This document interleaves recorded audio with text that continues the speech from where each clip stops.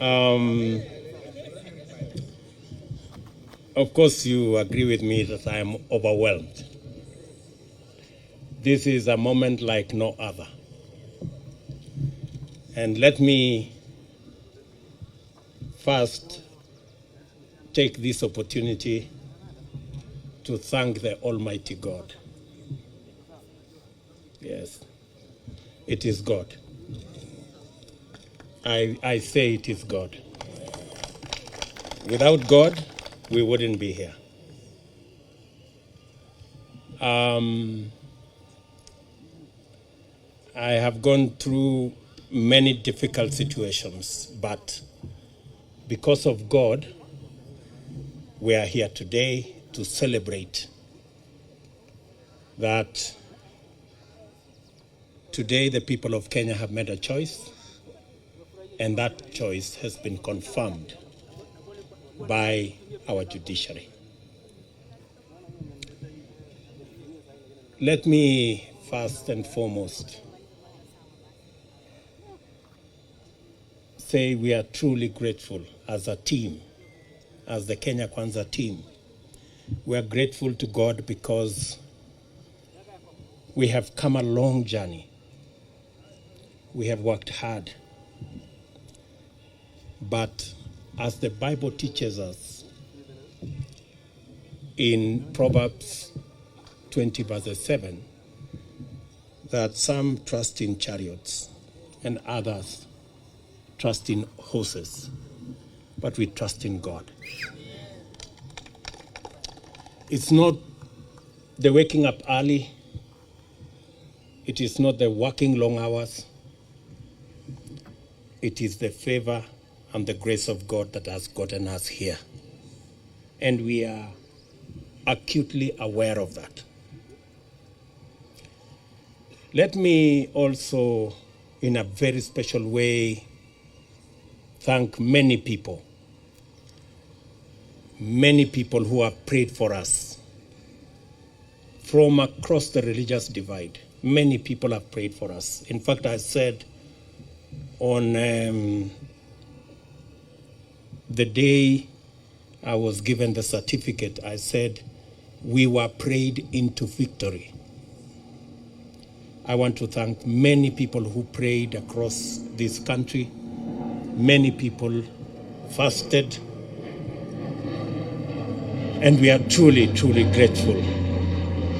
And I want to say to the people of Kenya and to those who have made effort to get us here that we will not let you down.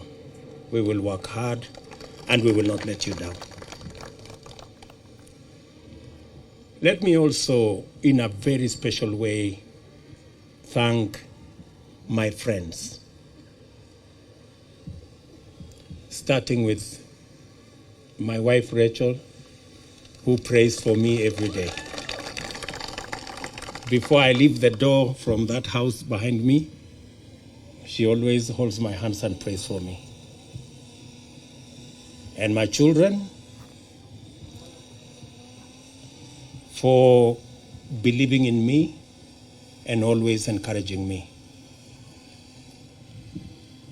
Very special thanks goes to my friends seated here, the people we started this journey with, under very difficult circumstances. I know many of you have suffered because of being my friends. Many of you have been taken to court. Many of you have been harassed, your children, members of your families. The only crime is that you chose me as a friend. I don't take it for granted that you are my friends. We started with many of you who are formerly members of Jubilee. You know what happened to us. I do not want to say. But we believed in a better Kenya. We believed in a freer, more democratic, more rational Kenya. Along the way, many brothers and sisters joined us from other political parties. I want to also say a very big thank you to them They gave momentum to our journey. And I want to say asante sana.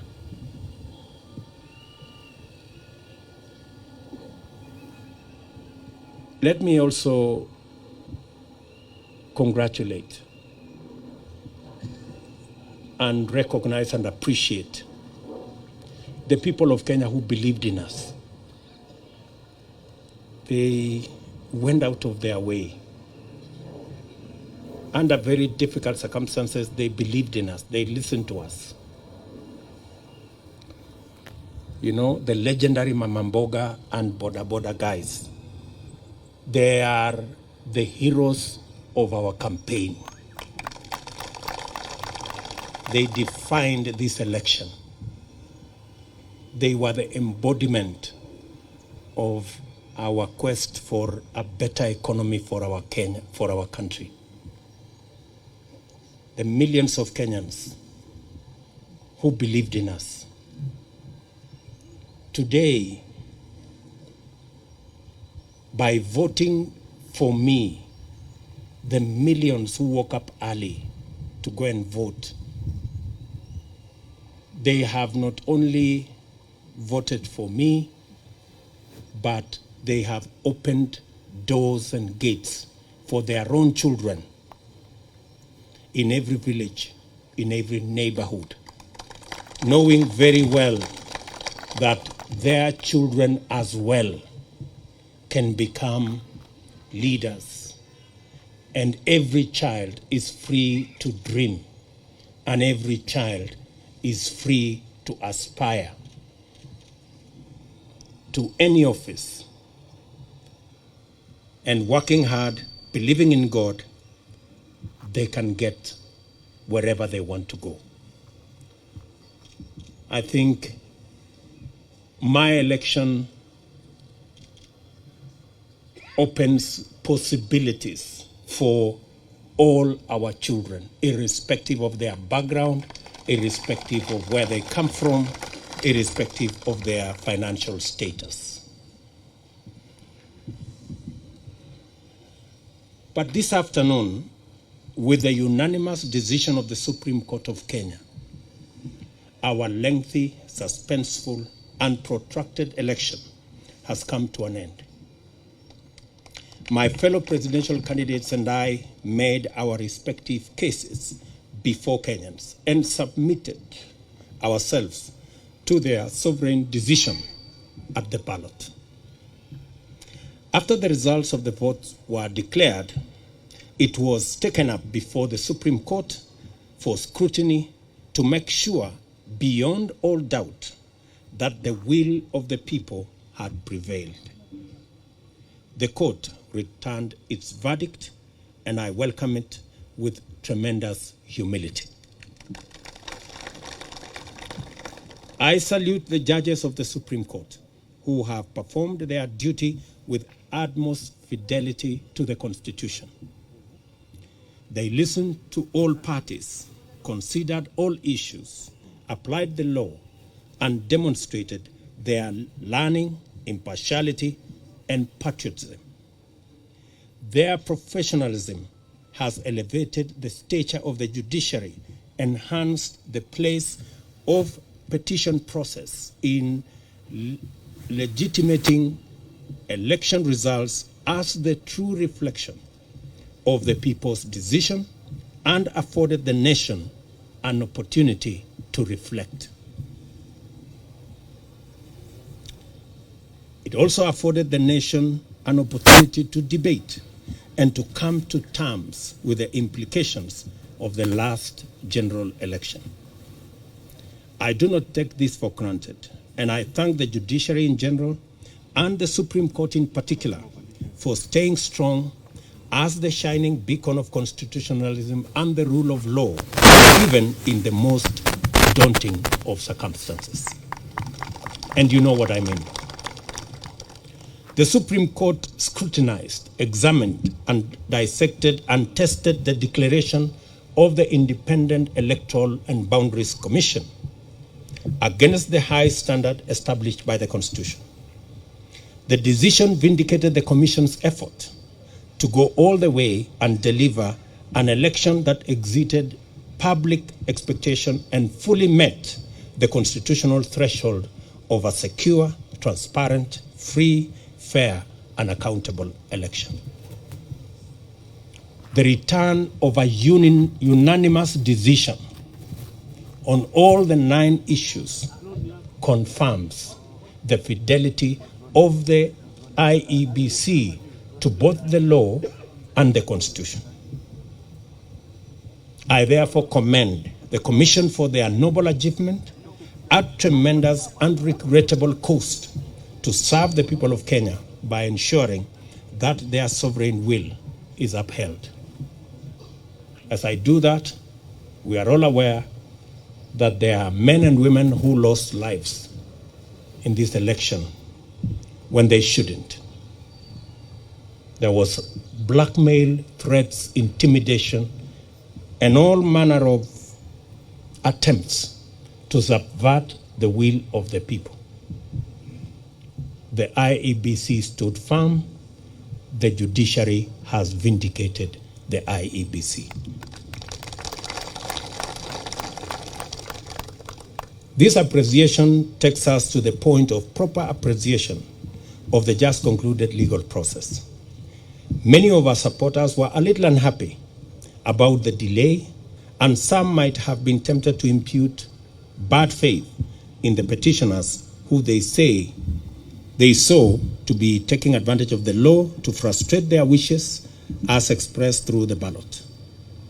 A lot of this anxiety is the result of long-standing suspicion of national institutions, especially when political contestation is involved.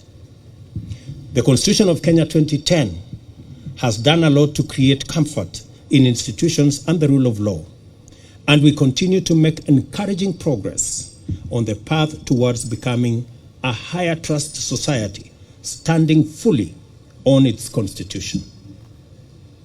It was therefore perfectly legitimate for the petitioners to go before the Supreme Court to have their questions answered, doubts assuaged, and fears allayed. By exercising their constitutional right to take advantage of opportunities to establish the truth, the petitioners tested the result and inscribed upon it the highest stamp of judicial, legal, and constitutional approval. Our electoral and judicial institutions have won, and the Constitution has asserted itself and prevailed. My esteemed competitors now have a credible basis on which to consider the outcome, and we are vindicated by the choice of the people of Kenya. The court's decision completes the loop of institutional stewards of the rule of law, entrench our Constitution, and express the sovereign will of the people who have articulated themselves quite eloquently, directly, and through their constitutional institutions. I congratulate all patriotic Kenyans who presented themselves as presidential candidates. It is not an easy decision, and a national campaign is not a walk in the park at best. I want all of you to know that your effort is acknowledged and deeply appreciated. Wahiga Mwaure and Ruth Musheru, George Wajakoya and Justina Wamai, the Honorable Raila Odinga and the Honorable Martha Karua. May the spirit of love for country and selfless service lie long in your hearts, and may Almighty God always remember you. Competitive electoral politics can make and has made our politics an arena utterly devoid of grace. This fills the life of political candidates with loneliness, worry, and exaggerated sense that the stakes are do or die, and elections therefore matters of life and death. It poisons political competition, exterminating the sporting spirit which unites winners and losers by enabling them to access the grace to define their relationship in terms of what they share and not what divides them. Democracy is expected to unite a people, strengthen their society, and improve their institutions, and must not become an acrimonious, fearful, and desperate enterprise. We offered alternative visions and missions and submitted to the sovereign decision of the citizens of Kenya. We are only competitors, not enemies. We vied to unite and strengthen Kenya, not to divide and weaken it. I therefore consider all of my competitors to be my worthy compatriots. Kenyans are united in the quest for a better society that is kinder to its children, gentler on the vulnerable, respectful of their rights, and committed to serving them. Those who voted for me, as well as those who voted for my competitors, want the same thing for themselves and for their children. I honor this aspiration, and I am committed to do and to rise up early, work hard all day, every day, so that we can realize it together.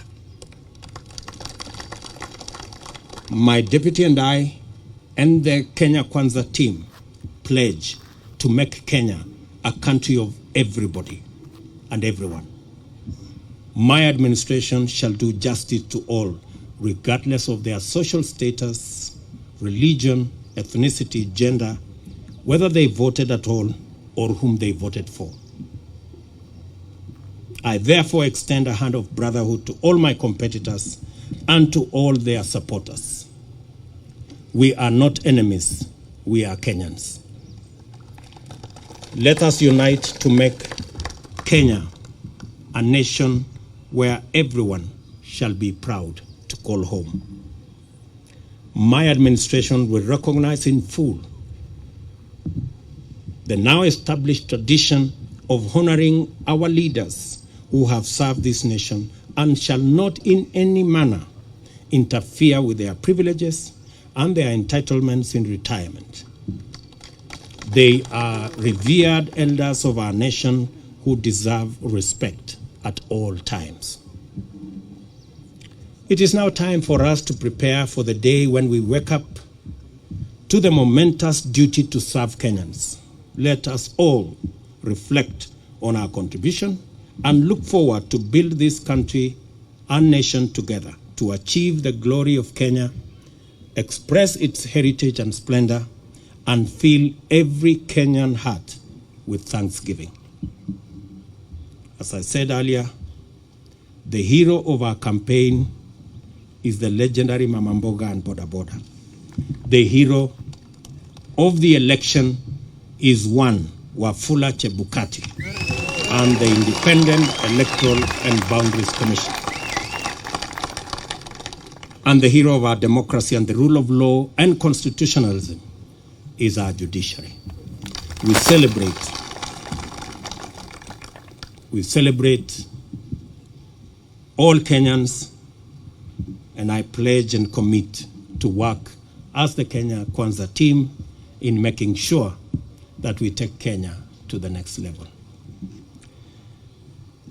I will be making a much more comprehensive statement further down the road. I thought I should recognize everybody who has made a contribution towards this success today. As I said, it's not about me and my good brother Gachagua and the leaders who are here.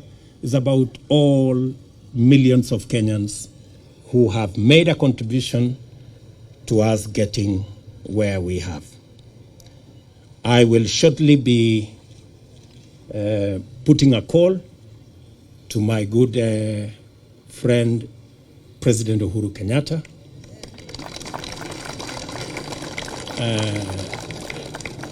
We have not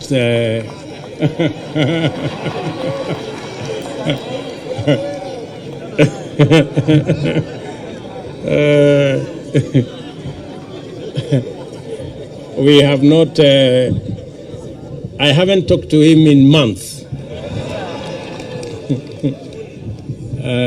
But shortly I will bring a call to him so that we can have a conversation on the process of transition.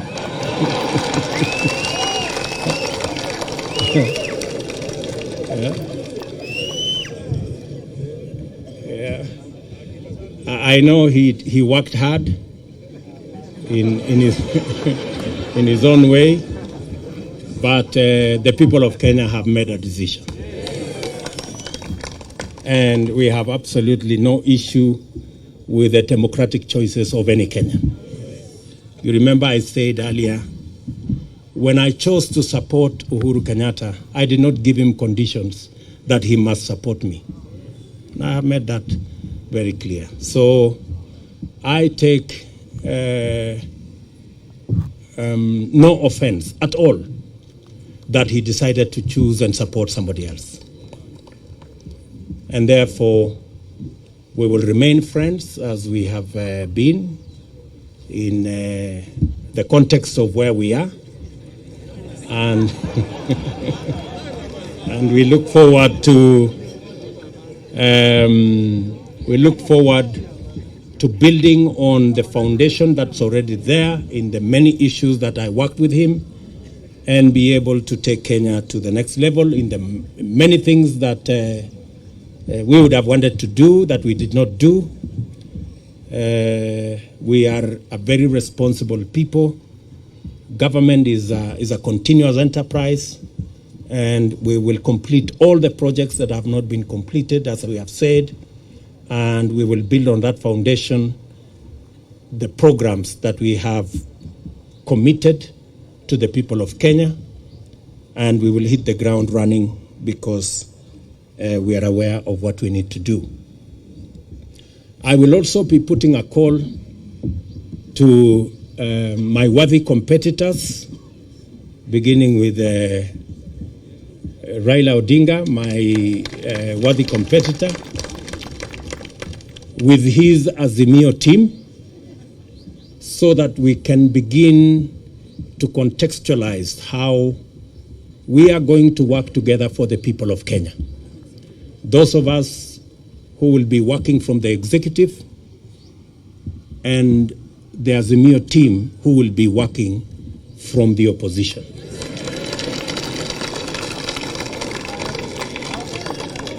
And as I committed to the people of Kenya, I believe in the rule of law. I do not believe in the handshake stories. I believe in an accountable government held to account by a responsible opposition. That is how Kenya is going to move forward. And so I look forward to a conversation on how they will hold us to account and make sure that we deliver on the commitments that we have made to the people of Kenya, and public resources are put to good use in an accountable manner, and so that we can reap the benefits of what the people of Kenya have done in electing us into office. We will then be working with all the other people as we get down to doing what we committed to the people of Kenya that we do. I know there is huge expectation. Many people are texting me and asking, when is the Hustler Fund going to be launched? Many people are asking me, many farmers want to know when subsidized fertilizer will be available so that they can get on with the journey or with the business of growing food for us so that we can reduce the cost of living. Many farmers are asking when we are going to begin the journey on agro-processing and value addition. Many people across Kenya want to know when we are going to begin our housing program. I want to commit that as soon as we are sworn into office, in fact, beginning tomorrow, I will be working with the people in government offices so that by the time we get sworn in, we will have work to do and begin the process of implementing our plan. Let me say to all of you, I know many people have come here. I know many members of parliament are here, many governors are here, many senators are here, members of county assemblies. Let me take this opportunity in a very special way to recognize our legal team, led by Senior Counsel Fred Ngatia and Senior Counsel Kioko Kilukumi and Senior Counsel Kiragu, and of course my chief agent and team leader of the legal team, Professor Abraham Kidhure Kindiki. And all the senior lawyers here, let me not mention all their names. We had the best legal team anybody could assemble.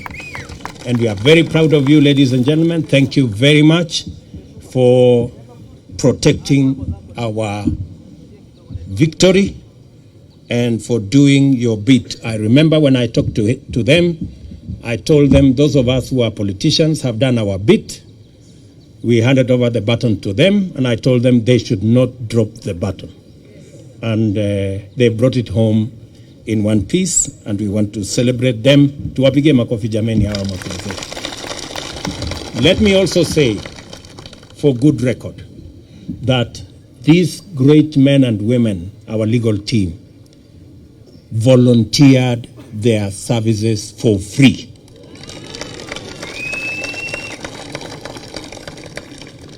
It is amazing that they said this is a patriotic duty they are doing for their country. And they were going to donate their time, their intellect, their professionalism to make sure that they do that is what is right for Kenya. Ladies and gentlemen, I sincerely appreciate on behalf of the Kenya Kwanza team your sacrifice, your contribution, and your commitment to this journey. Asanteni sana. Of course, there are many volunteers.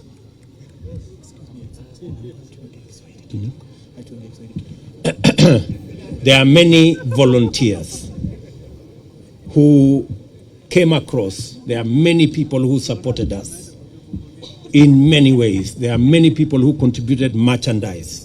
Many people contributed resources of all types, merchandise, airtime, equipment, transport, and it was just amazing. We ran a campaign. Many people believed that I was very organized, but I want to tell you, it was it was not me. Everybody made a contribution. That's why the whole thing looked seamless. We didn't have to push nobody to do nothing. Everybody did what they were supposed to do without asking.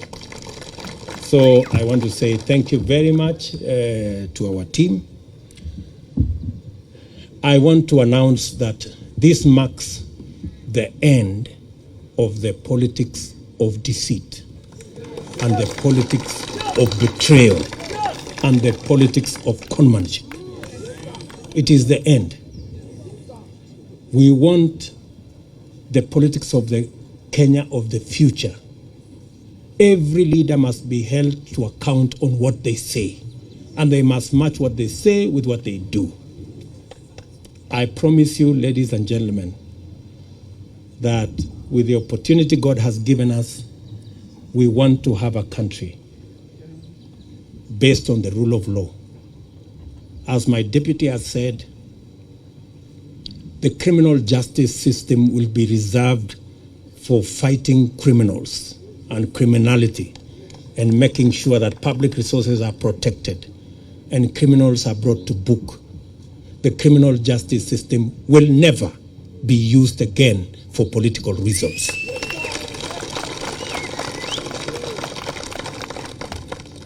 Let me say it again. The criminal justice system will never be used again against those who have a contrary view, political view to ours. I want our competitors to rest assured that though the rest of us have been subjected to threats, blackmail, intimidation, and unnecessary fights, I commit that under our administration, nobody will be vilified or victimized or prosecuted for holding a contrary political view from ours. This is a democratic country, and we want to remain so. Our competitors have nothing to fear, like the way many of our supporters have had everything to fear for being our friends or for holding a contrary view from those who wielded power. So, and as I have said, we will respect our President, Uhuru Kenyatta, in his retirement. We will give him the respect and dignity a former head of state deserves. We are honorable people. We are not petty, and we are not jealous. He has done a good job, and he will have his place in the history of Kenya. So nobody should peddle any falsehoods or that we harbor anything against the President of Kenya. When our good friend Raila Odinga retires also, we will give him the respect he deserves as a Kenyan leader who has made a huge contribution to the democracy of our nation, and every other leader that deserves respect. So to all our friends out there, we want to grow a nation. We want to build a society that is based on the rule of law and respect for our elders. So let me leave it there for now. The rest of the things we are going to say, I will take maybe one or two questions so that we can conclude this press conference. Na nitasema kwa Kiswahili, nitajibu maswali kwa Kiswahili. Sisi tumekubaliana? Kama mnataka niseme Kiswahili kidogo, nimesema ya kwamba kwa niaba ya team ya Kenya Kwanza tunamshukuru Mungu kwa sababu ya kutupatia ushindi. Hii ushindi si ya William Ruto na Gachagua, ni ushindi wa mamilioni ya Wakenya walioamka asubuhi na mapema kupiga kura ili hata na watoto wao waweze kupata nafasi ya kuwa na ndoto ya kuwa viongozi katika taifa letu la Kenya. Nimesema vile vile ya kwamba tunawashukuru wale wote, hasa IEBC ambayo ilisimamia uchaguzi katika taifa letu la Kenya. Mbali na changamoto za makomishona ambao waligawanyika pale mwisho, IEBC ilifanya uchaguzi ambao ulikuwa wa huru na haki, na kila Mkenya ametosheka.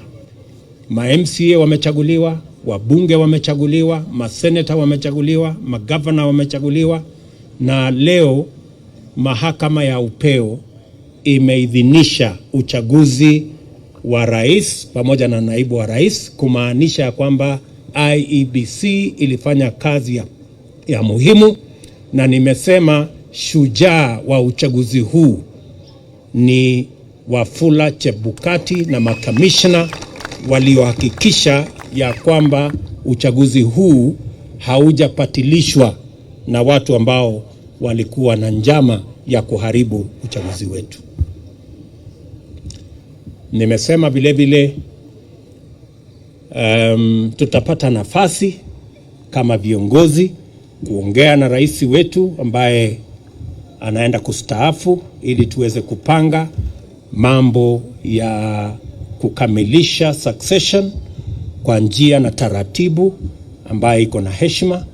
Na nimesema vile vile kama vile tuko na desturi kama taifa, viongozi wetu wote wale ambao ni elders wa taifa letu, viongozi wanaostaafu kama rais, watapata heshima na watapata haki yao katika mahali pa heshima katika taifa letu la Kenya, na hakuna wasiwasi yeyote kwa mtu yeyote kwamba kutatokea na jambo lolote. Yale ambayo yamefanyika, Waswahili wanasema yaliyopita si ndwele, tugange yaliyomo na yajayo, na hivyo ndivyo tutakavyofanya. Tumekubali vile vile ya kwamba kamwe criminal justice system katika taifa letu la Kenya haitatumika kuendesha mambo ya siasa katika taifa letu la Kenya. Wanasiasa wote wako na huru wakuwa na msimamo tofauti ya kisiasa, bila ya kujali ya kwamba watashurutishwa, watalazimishwa, watafunguliwa mashtaka yasiyo na maana. Hiyo haitafanyika katika taifa letu pale tukiwa viongozi katika taifa letu la Kenya. Wananchi wengi wameangaishwa, wamesumbuliwa, wamefanyiwa mambo mengi kwa sababu ya misimamo yao ya kisiasa, na tumesema haya mambo tutayakomesha. Tunataka kuwa na nchi ya demokrasia, mahali maoni ya kila mtu ni ya muhimu na hakuna mtu atashurutishwa kuwa na msimamo mmoja ama msimamo mwingine. Any questions, good people? Thank you very much. I don't think you have any questions. Uko na swali ya kusema nini? Sema jina. Thank you so much, Your Excellency. Congratulations on your win. My name is Ibrahim Karanja. I work for NTV. Yes, you have repeatedly said during the time the IEBC declared you as a winner, and even now when the Supreme Court has upheld your win, that you will work your government and with the opposition to the extent that it remains in the opposition. From where you sit, how should Kenyans take then your move of incorporating members of parliament who were elected in what were opposition parties in the election? Thank you so much. Thank you very much. You know, as I have said, there are many people who today are in Azimio, not because they want to be.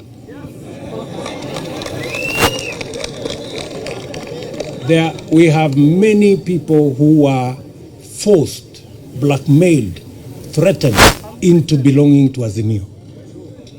There are many leaders. If many of these leaders, if they tell you their stories, they are horror stories.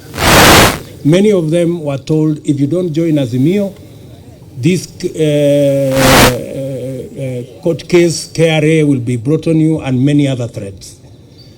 And that's why I said the other day, our good brothers, competitors on the other side, they have to really think of how to take their coalition into the future now that they don't have the instruments of blackmail, threats, and intimidation. Because they have built their coalition using force and blackmail. And you know, this is a country, a democratic country, and you cannot force anybody to make political choices they don't want. Imagine even a law was passed that makes people prisoners of a certain coalition. That once you sign a piece of paper here, and they make sure you sign that piece of paper at night when the lights are switched off. And then you are told, once you sign, you cannot leave. You know, that is not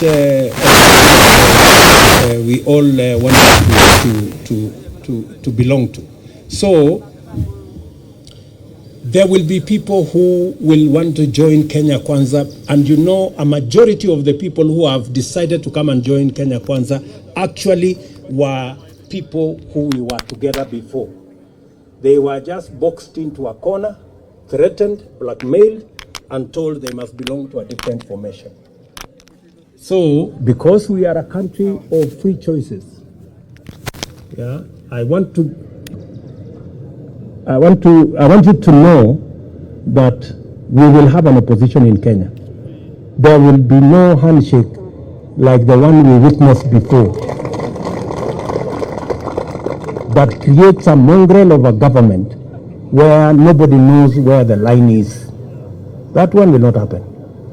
But there will be people who will choose because of preference, because, for example, I'm sure maybe you are talking about Ali Roba and his team. Ali Roba and his team are members of Jubilee. We were together. Or Kiraitu Murungi for that matter. These are people who were together. They were just told, you must be here, otherwise X, Y, and Z will happen.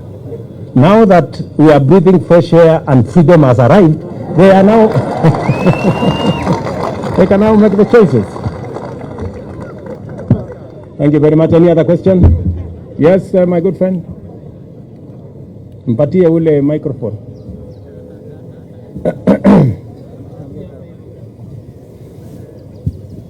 Congratulations, Sir President William Ruto. Asante. My name is Kevin Mihona from Mwangaza TV. Yes. Your Excellency President, there are young men like us who had some different thoughts about the verdict of this ruling with the court. What would be your encouragement to them? They are burning. I've been from the streets of Nairobi, and some of them are burning. Kindly tell them a word of hope. Thank you.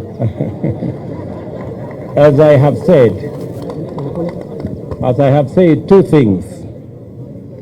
We are a democracy. And in a democracy, the majority have their way, the minority have their say.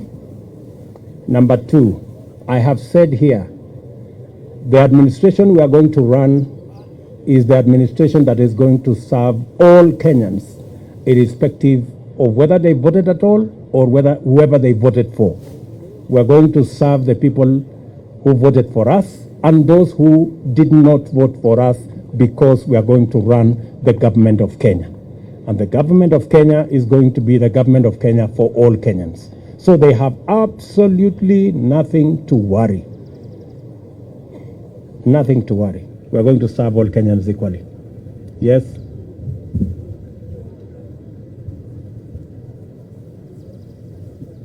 Mr. President, congratulations. Thank you. My dream was to be a professional footballer, but I had to kill that dream. What's your plan now that you're in power in terms of stadium and making sure the football in this country works?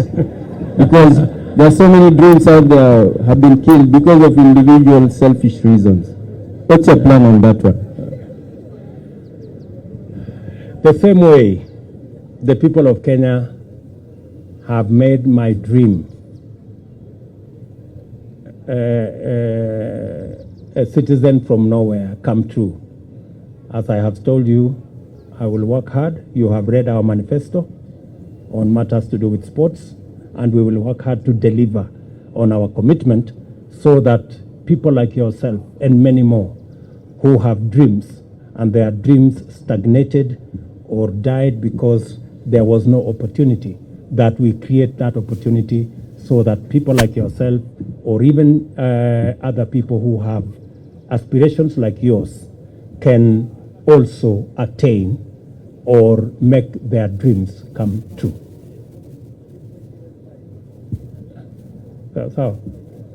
Sawa. Yes, one last question. Yes, give.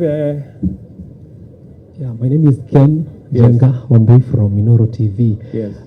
We understand that from the Constitution, Chapter 9, Article 141, the President shall be sworn in the first Tuesday after 7 days. What is this one thing that you will promise Kenyans that you will deliver within the first 100 days once you assume office? There are many things, Njenga Wambui. And how is Inoro, by the way?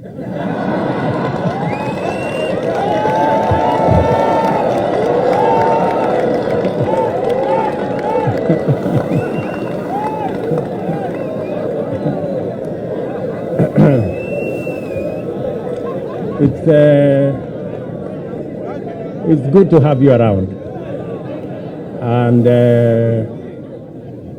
I want to promise you that you will be treated equally like all other Kenyans. I know sometimes people think the people who really fought hard against us that we have a grudges. We don't. We are Democrats, and we will work together. However, I will, your question on the first 100 days, let me not say it today. I will be making a statement on my inauguration. Just be patient kidogo. Sawa Bwana Njenga. Asante. One last one. Where are my good friends from Citizen?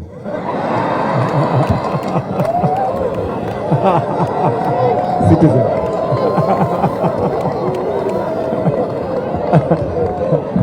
No, it was.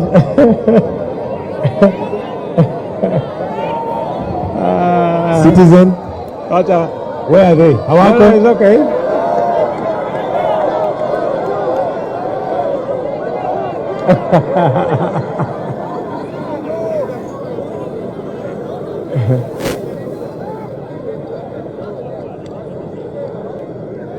Yes. Congratulations on your win, Mr. President. My name is Brenda Wanga from Citizen TV. I know you have said you will give a comprehensive statement a little bit later on what you intend to do in your first 100 days. You've said that in your manifesto before, but I know most of us are quite concerned and would like to know what your plans are in regards to fighting graft. That has been quite a big issue during this campaign. Thank you. Thank you very much. Thank you very much. I think it's a fair question. And how is my good friend Leto, by the way?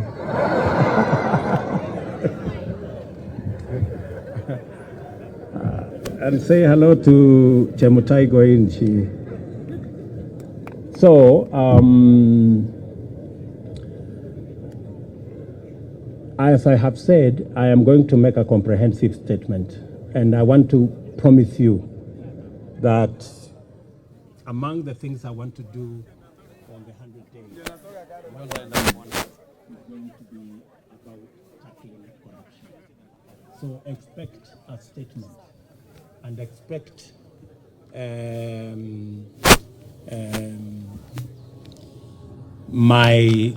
there are two things that I said in the manifesto.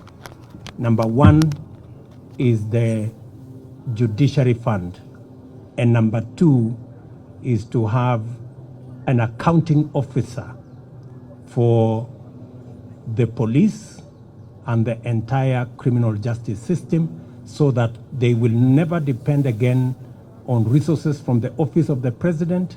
They will have their own independent budget and an accounting officer, so that they can go after anybody that is involved in graft or in wastage or in theft without getting permission from the office of the president. We will treat those institutions as the Constitution expects us, as independent institutions. But I'm going to make a statement about on that, or as among the things that will be in my 100 days to do list. Sawa, very good. Otherwise